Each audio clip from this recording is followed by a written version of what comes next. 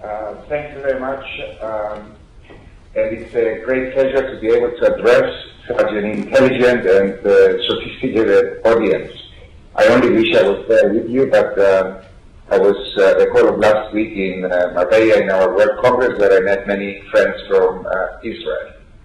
When Moshe, a good friend for many years, 2 years ago mentioned to me the possibility that the pyramid of care, the new pyramid of care, could be instituted in Israel, I will be honest with you, I did not believe him. However, when last month I met Irua, I knew that that would be possible. And after all, from her introduction today, and from the names I heard are present, a good friend, Howard Hackle, that had worked with me and in parallel in many aspects of what I will be discussing today over the years. Yvonne Parker from 13 Elmers collaborated in many of the research projects that would make possible this new pyramid of care. Van Vanier, that is becoming a good friend. When I dared go by plane to the United States a few months ago, he took me for a cigarette and a coffee in a country where smoking is absolutely prohibited, and I will be forever grateful to him. You have the mixture of people and technologies that I now believe will place Israel in the pioneering position of putting into practice the new pyramid of pregnancy care. But let us define what is the traditional pyramid of care and where do you owe the current practice of obstetrics, not only in Israel but throughout the world. In the previous centuries, there was no prenatal care. There was only intrapartum care for very few extremely wealthy women. And then in the 1900s in England, we had the suffragette movement that was demanding the vote for women. And in addition to demanding the vote, they demanded that there should be two more things. Firstly, prenatal care, not just intrapartum care, and that this prenatal care should be universally applied to the whole population, not just a few rich women. As a result of that battle of the suffragettes for the right to vote, the British government at the time gave them the right to vote in 1928, and as you would expect from ungrateful women, the first thing that they did once they received the vote is to vote into power the government, the party of opposition. So in 1929, the first act of the new Liberal government in England, with this attractive-looking lawyer, Minister of Health, Arthur Greenwood, passed a law on maternal mortality in childbirth that introduced antenatal clinics, and they described how these antenatal clinics should be structured. We should see women, according to this law, every month until 28 weeks, and then every 2 weeks until 36, and then weekly until delivery. This was a fantastic breakthrough, a revolutionary new movement that was giving the right to women to be looked after in pregnancy, and in the subsequent decades led to a dramatic improvement in perinatal outcome. However, this pyramid of care that was very relevant for 1929 needs to now change, because the main basis of this pyramid is that most of the pregnancy complications occur at the end, and that is why we need to see women a lot at the end of pregnancy. And secondly, these conditions cannot be predicted in the beginning, because therefore there is no reason to see women in the beginning of the pregnancy. As a result of extensive research, mainly driven by the new approaches to screening for Down syndrome in the last 20 years, I can now propose that we must invert the pyramid of pregnancy care. The time has come to recognize that an increasing number of conditions can be predicted from the beginning of the pregnancy, and we should begin to introduce the Hippocratic principles of prediction and prevention rather than the traditional approach of looking after women so that we can diagnose problems and then try to deal with them. It is very clear to me that if it was true that we could predict pregnancy complications in the beginning, then we can rationalize pregnancy care by reducing the number of visits for the vast majority of women that are considered to be at low risk, and creating integrated clinics where we use the best of brains, the best of techniques to combine the information that we can obtain from the history, biophysical and biochemical parameters to assess and reassess the risk for not only Downs but for other chromosomal abnormalities, for structural defects, for pregnancy complications. And if we could do that, then we could concentrate a lot of our resources in the high-risk group with the objective of predicting and preventing pregnancy complications. I will concentrate on the first component of the pyramid of care, the expectation of this 12-week visit, and see how in the context of screening for chromosomal abnormalities, we have seen a dramatic shift from diagnosis of chromosomal abnormalities after delivery to second trimester biophysical and biochemical testing to first trimester combined screening by ultrasound and biochemistry. And now the exciting new era of cell-free DNA testing in maternal blood, and trying to define, for me, the role of this in the context of the whole pregnancy care. We have seen in the last 30 years an evolution in screening for chromosomal abnormalities from maternal age, where the consequence of that method of screening was that we would end up doing an invasive test in the 1970s in about 5% of the population, but in the year 2012, in more than 20% of women, because more than 20% of pregnant women now are over the age of 35, and despite this very high invasive testing rate, the diagnosis of Downs. We have seen in the early 90s the realization that the high proportion of babies with Downs have increased nuchal translucency, and in the late 1990s, how in pregnancies with Down syndrome, maternal serum free beta HCG in the first trimester and PABA free beta is increased, PABA is decreased, and when we combine maternal age with nuchal translucency, free beta HCG and PABA, we can now triple the detection rate and retain the number of unnecessary invasive tests to 5%. In the last 10 years, we have seen a series of refinements in this approach with the addition of other ultrasound markers like presence and absence of the nasal bone, abnormal flow across the tricuspid valve and in the ductus venosus, flow in the hepatic artery, and new biochemical markers in the name of placental growth factor and alpha-fetoprotein. But the most important breakthrough came in the last 2 years, when we have seen a very large number of clinical implementation studies demonstrating that cell-free DNA testing from maternal blood can have a detection rate of more than 99% of cases of Downs, and at the same time reducing dramatically the number of unnecessary invasive tests from 20 to 10 to 5 to 0.1%. And we have seen also that in addition to effective diagnosis of Downs, we can also quite effectively predict trisomy 18 and less so trisomy 13. So there is no question that we have entered a new era which does not require any major discussions as to whether this new approach of screening is effective or not. I summarize in this slide what we have learned in the last 50 years in terms of screening, for example, of Down syndrome.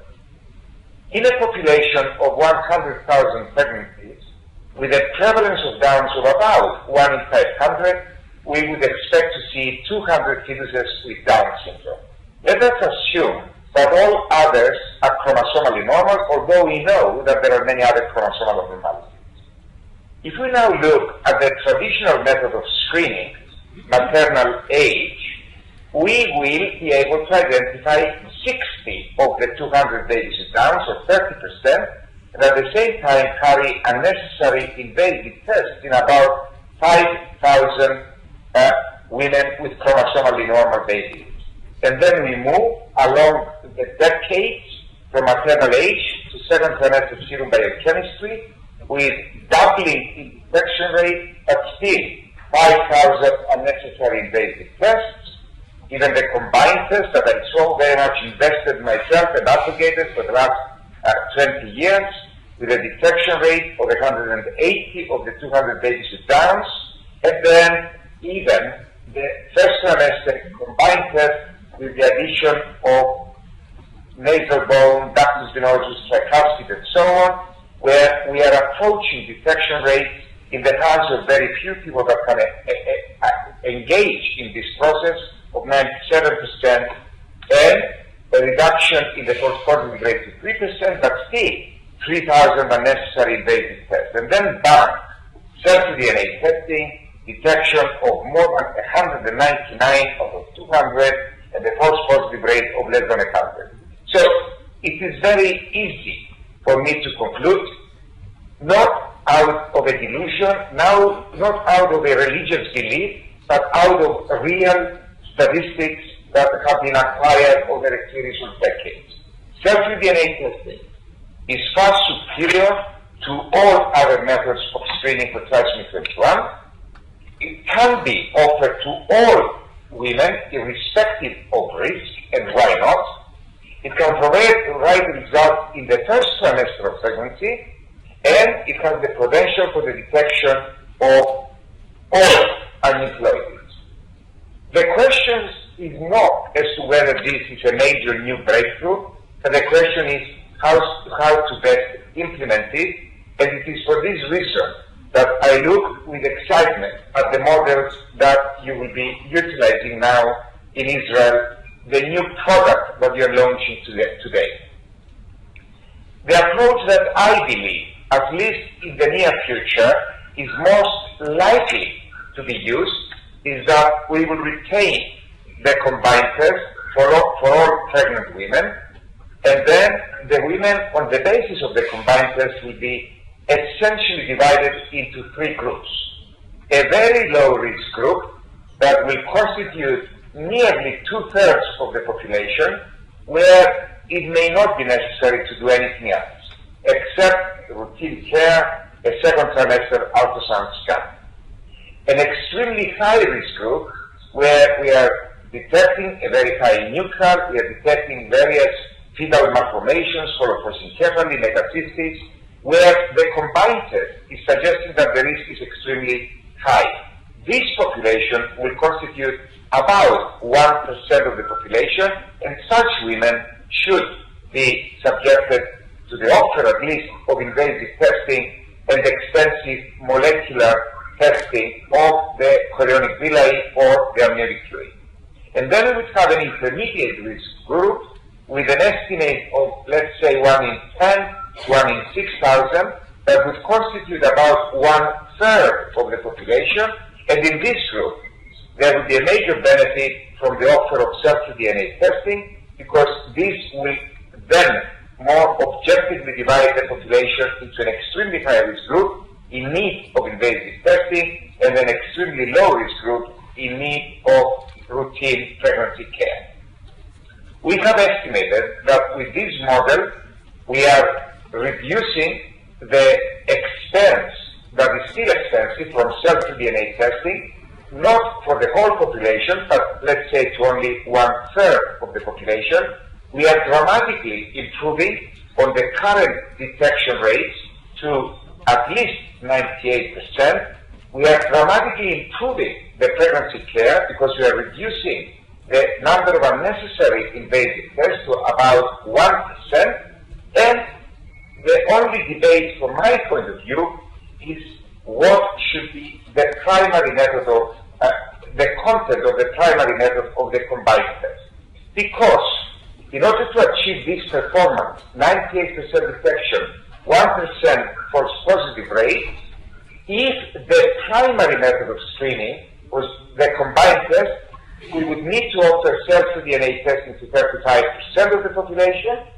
But if in addition to neutral, Tribida and Tabay, we were to measure placental growth factor and alpha-fetoprotein, that as you will see later, would be greatly beneficial for the prediction of other pregnancy complications, we would be reducing the number of women requiring cell-free DNA testing to about 20%. Now, there will be a debate, and that debate will continue, as to whether cell-free DNA testing should be aiming to keep the cost low and offer primarily screening for trisomy 21 with trisomy 18 and 13 and perhaps sex chromosomal aneuploidies thrown in as a secondary thought, or with cell-free DNA testing we should have deeper and deeper sequencing to examine the whole genome and diagnose as many chromosomal abnormalities as possible, not only the traditionally detected chromosomal abnormalities from traditional cytogenetic analysis, but also produce the equivalent of the molecular carrier type so that can be achieved with chromosome microarrays. And I just illustrate this point with a publication from the group of Verinata in the beginning of this year that have shown at least that this approach is feasible. I will now move on to the importance of the 12-week assessment, not only in terms of screening for Downs and other aneuploidies, but also for the detection of important major fetal malformations. We can, in the 12-week scan, diagnose anencephaly and poropresencephaly, extempolus and gastroschisis, megacystis and body stock anomaly. What a tragedy would it be if we concentrate our energies and resources in the detection from cell-free DNA testing of microdeletions and miss the fact that with the 12-week scan we can diagnose anencephaly. We can diagnose these major abnormalities, and research will continue to see how it can improve further the first trimester detection of other abnormalities. And like in 1996, I suggested by looking at the head, for the shape of the head, the lemon-shaped head, and the banana-shaped cerebellum, we can diagnose the vast majority of basic spina bifida. Now in the first trimester, we can achieve the same by looking in the same section as to the measurement of nuchal consistency and assessment of the nasal bone. We can look at the midbrain and the brainstem, fourth ventricle and cisterna magna.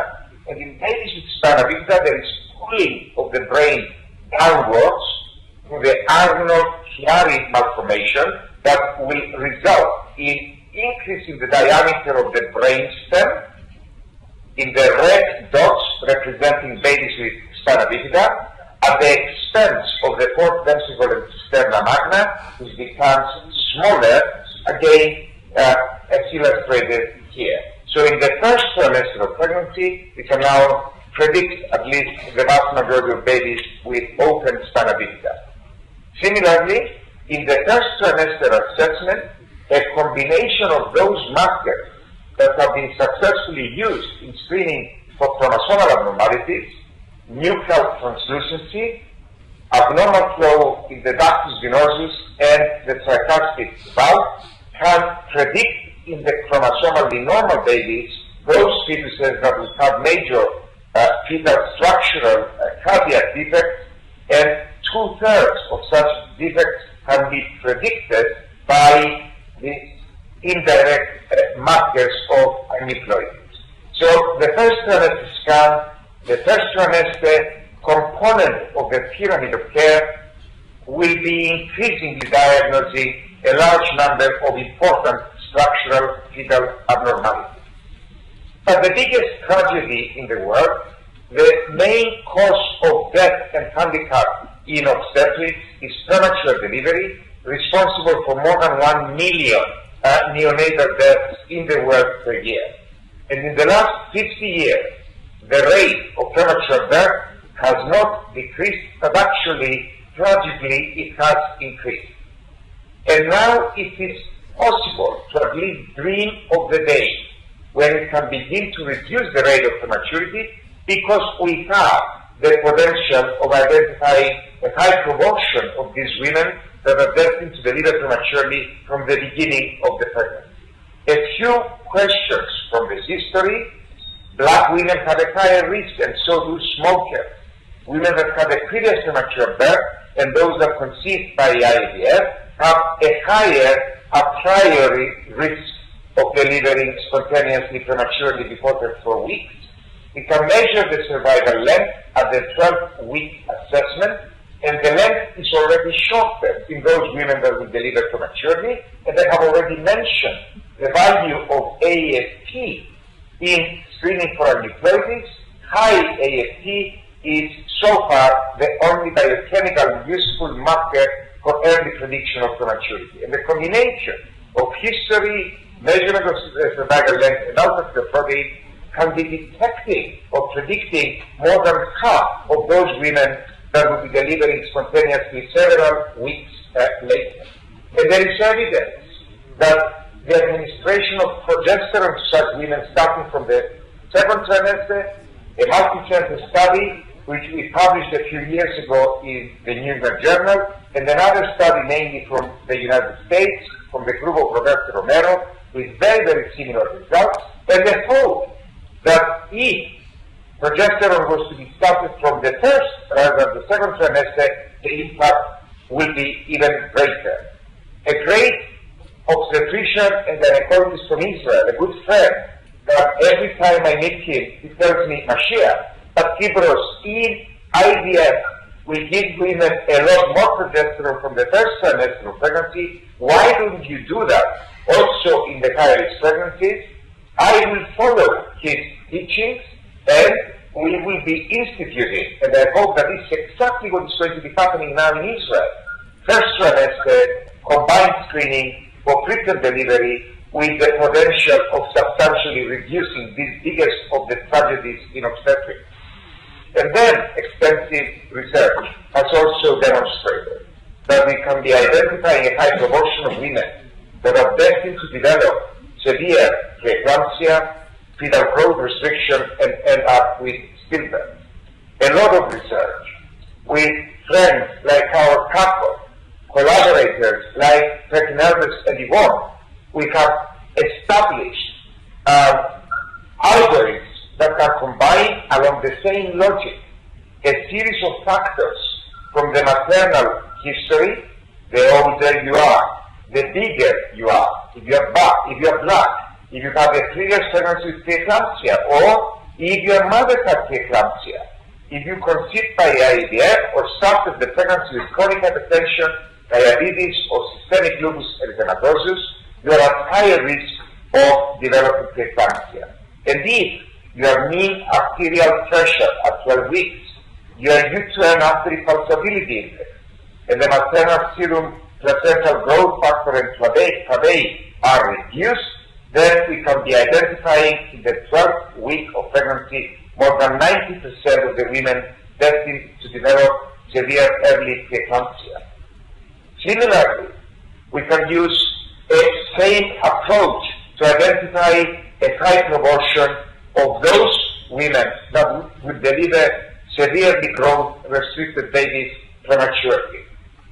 And the importance of identifying such women in the beginning of the pregnancy is that if we were to institute treatment prophylactically with aspirin, starting from the first trimester of pregnancy, we have a great potential that we could be substantially reducing by half the rate of preeclampsia and fetal growth restriction and perinatal death. This data is derived from a major meta-analysis of previously published small series of randomized studies. Thanks primarily to trends from Israel.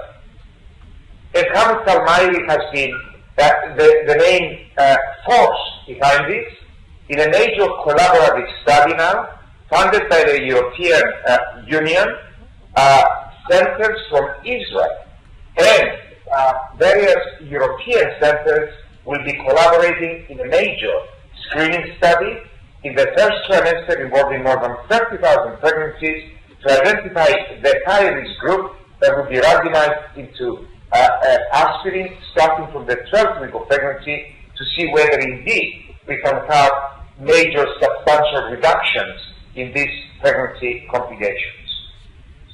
At the other end of the spectrum, and the extensive work by Moshe Hort on the problem of gestational diabetes and the delivery of last for gestational age babies will also come together around the new pyramid of care. We will not be screening at the end of the second trimester of pregnancy and then hysterically trying to control and prevent macrosomia, which is not preventable by excellent control in the third trimester, but we will be developing algorithms, again, based on a combination of a series of known maternal factors. The older you are, the bigger you are. If you have a family history of diabetes, if you have a previous big baby or previous gestational diabetes, the greater is the chance that you will develop again diabetes. And then combining this background risk with a series of biochemical markers in the first trimester to identify women that would benefit from pharmacological intervention to prevent both diabetes and macrosomia. I am excited by what you are trying to do in Israel. I believe that on the basis of the people that are participating in this process, this is feasible. I wish you the best. I want to collaborate. I want to support you in your efforts to achieve this inversion of the pyramid of care for the benefit of pregnant women, not only in Israel, but throughout the world. Thank you.